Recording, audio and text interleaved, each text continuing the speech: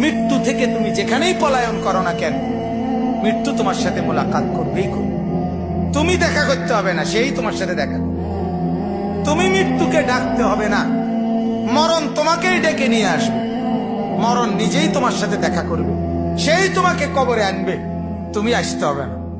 হাদিসের মধ্যে আছে, আল্লাহর নবী সাল্লাল্লাহু আলাইহি ওয়াসাল্লাম হাদিসে ইরশাদ করেছেন, প্রত্যেকটা নাফরমানের লাশ যখন খাটের মধ্যে করে কাঁধে তোলে, মানে কবরস্থানে নেওয়ার জন্য যখন লাশ খাটের মধ্যে কাঁধে তুলে নেয়, তখন এই পরিমাণ চিৎকার করে ওই নাফরমান লাশের খাটের মধ্যে।